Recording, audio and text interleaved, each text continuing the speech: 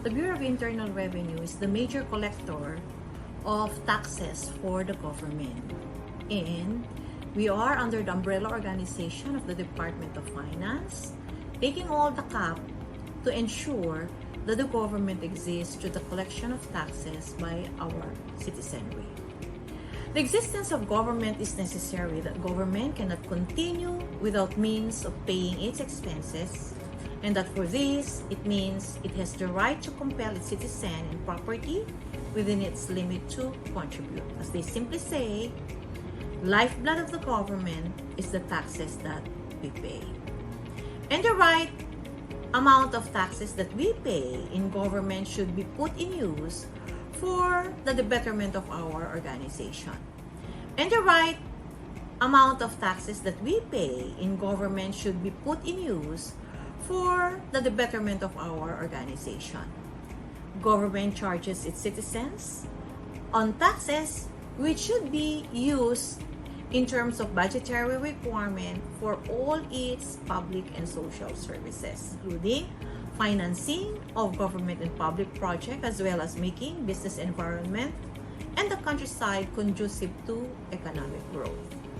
So, COVID-19 resulted in the global health crisis and precipitated that there were actually challenges that come along in terms of collection of taxes. So, we need to sustain the collection of taxes in order to survive, and the ongoing deployment of vaccine for all its citizenry is actually more of a must. And as we move forward, we need to remain recovery to the pandemic in all sectors of our economy. The sudden halt in economic activity and employment are far worse than anything in record. Economies of developing countries like the Philippines was harmed drastically by COVID-19. In that, we have to be resilient. We have to pivot to ensure that we recover to the new normal.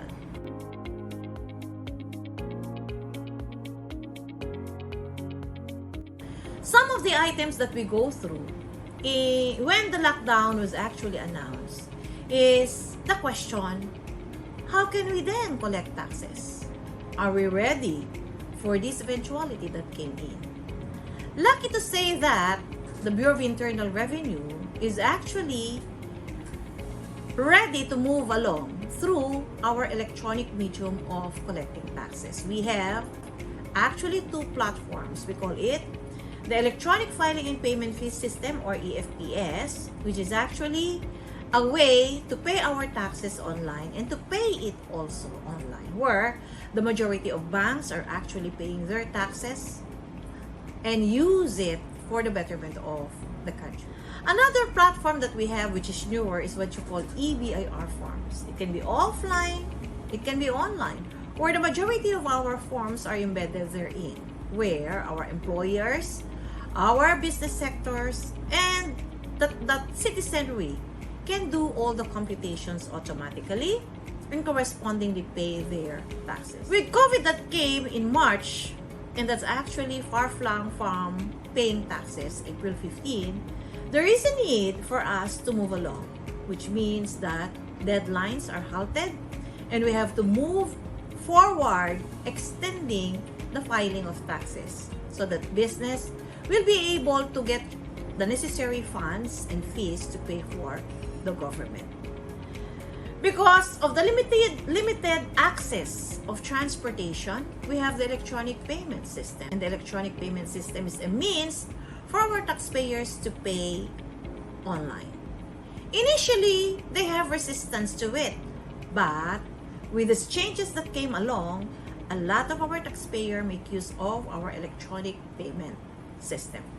It's so accessible, and it is actually an ease for paying their taxes in general.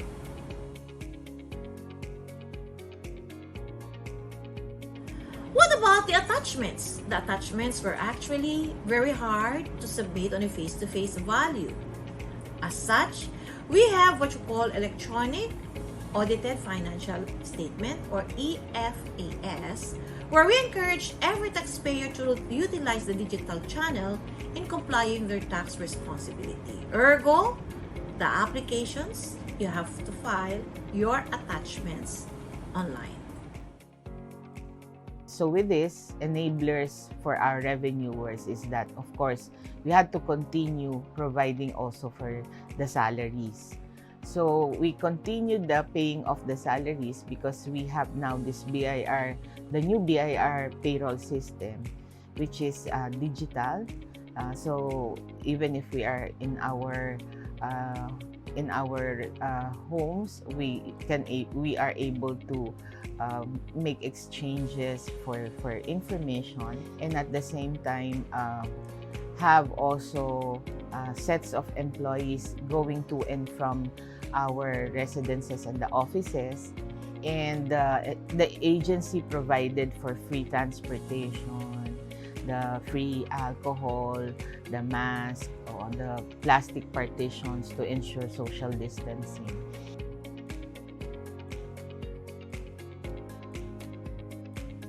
Electronic activities that we move into. We have the e-audit, the e-appointment, the e-reg, and a lot more. And all these things are actually helpful catalysts to the changing activities of the government. One item that we have is taxpayers are hard of coming to BIR. So we set up what you call the e-appoint methodology. It's an online digital medium to access the BIR website, and for taxpayers to come on us meeting conferences because time is of the essence. Thus, our audit procedures, our enforcement activities were there. Also, the online application for tax clearances for purposes of our bidders. They need no longer come to BIR, and they may be able to get all of these clearances via online. So for taxpayers who got queries or gray areas that needs to be answered, we also have a chat box. We call the chat box REPI. It's a 24/7 where basic information can actually be answered by REPI through our chat box. You can also make necessary contacts with us through our hotline, and these are actually open. Hotline is 8538-3200 through our contact center.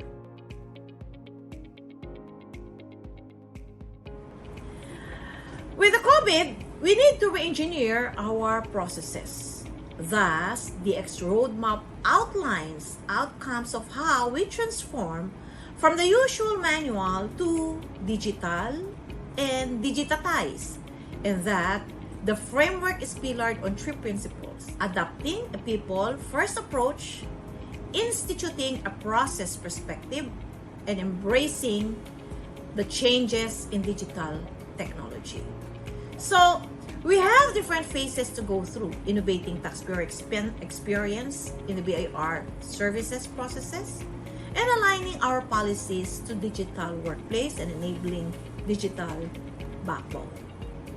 So, these things are actually in there with e-appointment, e-audit, e-clearances, and a lot more of e-services we have gone through for changing times.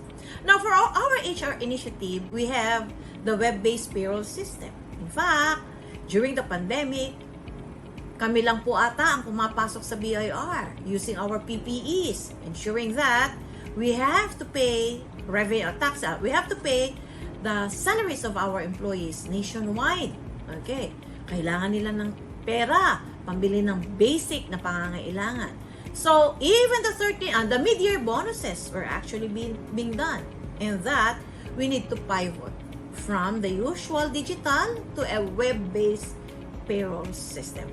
We likewise have electronic biometric and time and attendance, electronic recruitment and examination. So, almost entirely, our HR processes was done electronically. Electronic recruitment examination, electronic interview of applicants, electronic deliberations in the recruitment, selection, and placement, and also massive mental health awareness.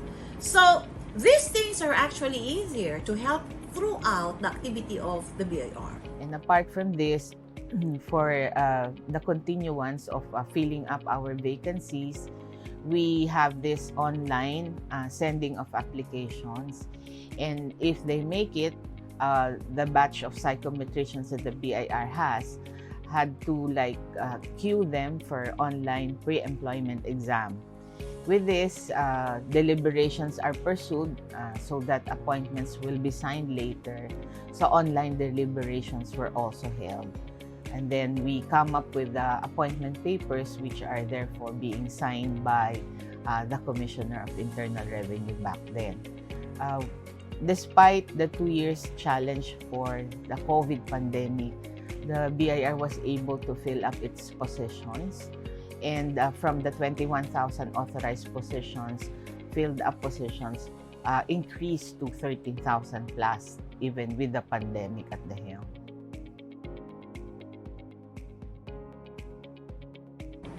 So what are the positive and negative changes to our workforce? Okay, positive and negative changes. I believe very strong positive effect of the lockdowns of the pandemic is the workers we all realize that after all of this, it is really very critical for us to be aware of our state of mental health. That's one.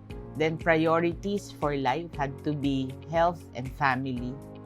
And then number 3, that with all of these things going on, we realized that the value also of collaboration, of teamwork. Then there was less friction. We had to understand where each member of the team is coming from. So I believe personally that the pandemic brought us all to realize a lot of things that we had been taking for granted in the past. Very critical that we realize is that as many lost their jobs, we in government, particularly in the BIR, are so blessed that we still have jobs to hang on to and that our salaries continued. And the well-being of our families have been protected, been taken care of because the salaries that we continue to receive redounded also to the benefit and well-being of our families. Employees of the BIR were also taken care of. Apart from continuous salaries, we also had to ensure that additional programs to ensure the health and wellness of our employees are in place. We have this several activities for our mental health programs. And of course, the middle managers and the leaders of the institution had also to be very extra sensitive and reach out to the employees and check on their well-beings. Sad to say, even with all of this in place, there are a few who succumb to the COVID virus. However, moving forward, we believe that none of the measures that we had institutionalized during the pandemic need be stopped. So instead of setting these activities aside, we even pursued to heighten taking care of our employees. And we also continued to craft new programs that would assist our employees in preparing also for their retirement. So we had to continue taking care of the revenuers. We became health conscious, empathy, value collaboration, teamwork. Unity were strengthened. Adapt to the new tools like BIR, Messenger. Adapt to new ways to conduct meetings. Zoom, Google Teams.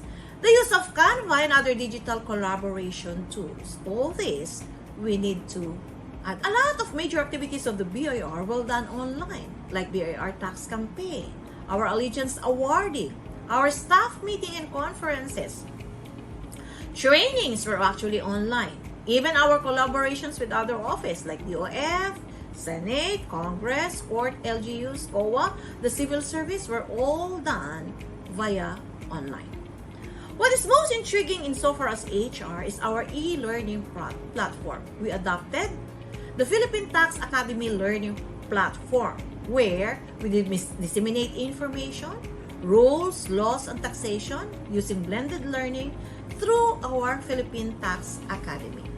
So, a lot of courses are in there where our employees will actually get the knowledge, the learnings required due for the time.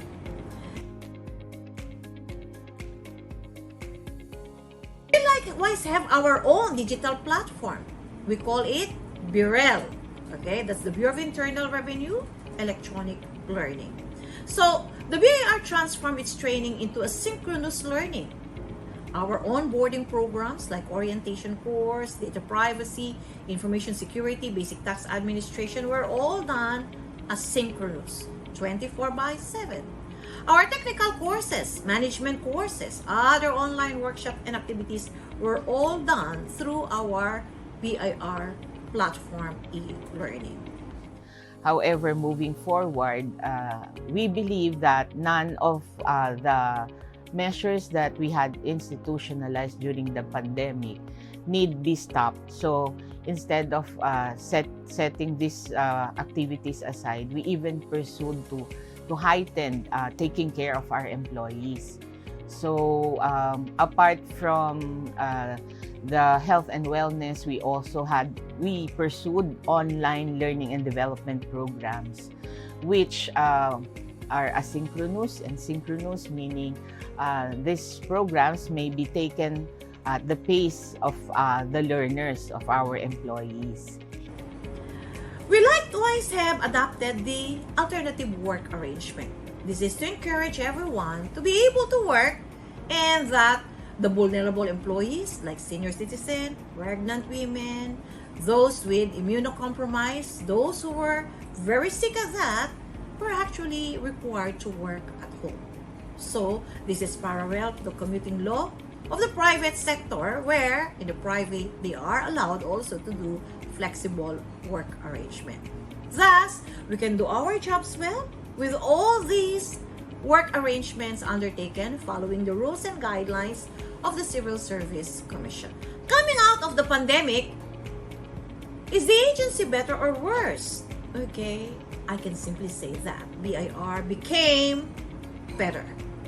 BIR employees became agile, resilient, and compassionate. Some died due to the pandemic. Surge of optional retirement, resignation came in for fear that they may die likewise due to pandemic. So when you say agile, it requires the organization to move along. And from our endpoint, we go to digitization, globalization, automation, analytics, and others.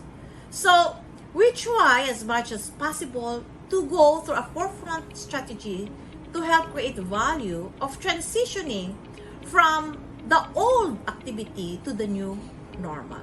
We have to survive. We have to embrace the agility that happens because of COVID.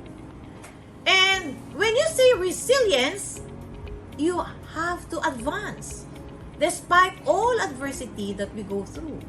The resilience can help us get through and overcome hardship. But resilience is not something we're born with. It is built over time as experiences we have to interact with or unique to make differently how we do our work done. Resilience is made up of 5 pillars. We have awareness, mindfulness, self-care, positive relationship, and purpose. With COVID, we likewise have great empathy. Empathy helps connect people, moving them forward each other in helping and healing capacity. Okay? So, as Stephen Covey says, when you show deep empathy towards others, their defense energy goes down and positive energy takes place. So, what changes made during the pandemic will you keep and what will be discarded? I would simply say that people learn to adapt. Ang galing po ng mga Pinoy. That despite these adversities, people still smile. in any circumstance that come their way. So, what can the public expect or look forward about the Bureau of Internal Revenue?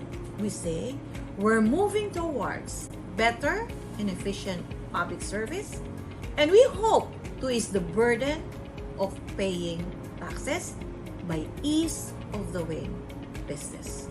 All this collaborative work are all undertaken by the BIR step by step in an agile way. And for those in HR, we continue to truly understand our stakeholders, which is our fellow employees, because of course there are around a number who have been gravely affected by the loss of lives of family members.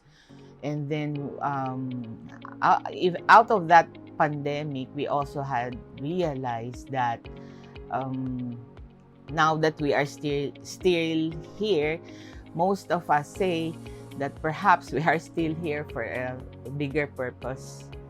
2 years has passed. We're running our third year, and the pandemic is hopefully it will be gone by December or by next year. But it made us realize that we can do much more better if we try to understand each other, if we try also to rethink about our state of health and wellness, being much more aware of the effect of stresses on us, trying to find out ways of improving relationships with others, trying to understand where each revenuer is coming from, and assist them better from the point of view of the human resource group. Of course, the public can expect a fully digitalized Bureau of Internal Revenue, because our present commissioner envisions that not just the taxpayer services would be digitalized. She also intends to journey with us in realizing digitizing services also for the employees. So this is what the public can expect. So despite and in spite, if we may be expecting challenges in the future, may it be like this pandemic or some other challenges, the public can expect that BIR will be further facilitating its objective to fully digitize its transactions, both for its employees and also for the public.